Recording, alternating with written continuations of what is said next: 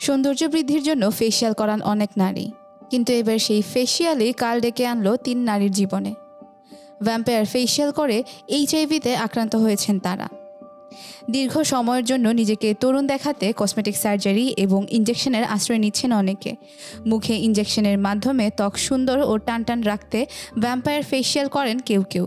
সম্প্রতি এই ফেসিয়াল সংক্রান্ত ভীতিকর তথ্য সামনে এসেছে। যুক্তরাষ্ট্রের দক্ষিণ পশ্চিমাঞ্চলীয় অঙ্গরাজ্য নিউ মেক্সিকোর সবচেয়ে জনবহুল শহর আলবুকার্কেতে এই ঘটনাটি ঘটেছে। দেশটির সেন্টার ফর ডিজিজ কন্ট্রোল বিভাগ সোমবার এক বিজ্ঞপ্তিতে এই তথ্য জানায়। তারা জানায়, মাইক্রো নিডলিংয়ের মাধ্যমে যে এইডসের জীবাণু ছড়াতে পারে তা এই প্রথম জানা গেল। ফেস লিফটিংয়ের চেয়েও ভ্যাম্পায়ার ফেসিয়াল তুলনামূলক কম ব্যয়বহুল হয় আজকাল অনেকেই এই ফেসিয়ালের দিকে ঝুঁকছেন।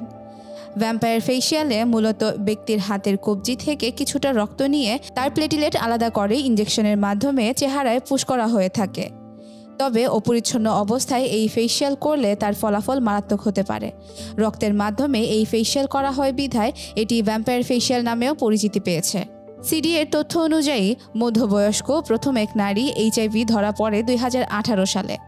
তারপর নিউ মেক্সিকোর স্বাস্থ্য বিভাগ ফ্রি এইচআইভি টেস্টের উদ্যোগ গ্রহণ করে। এরপর গত বছর আরেক নারীর এইচআইভি সংক্রমণের পর তারা তাদের তদন্ত আবারও শুরু করে।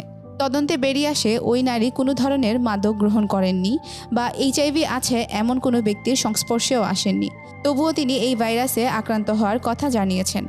তবে জানান শুধুমাত্র এই ভ্যাম্পায়ার ফেসিয়াল নিয়েছিলেন তিনি। সিডিসি আরও বলেছে, ওই স্পা পরিচালনা করার কোনো বৈধতা ছিল না। এমনকি স্পার রান্নাঘরে পাওয়া গেছে লেভেলহীন নানা রকমের রক্তের টিউব।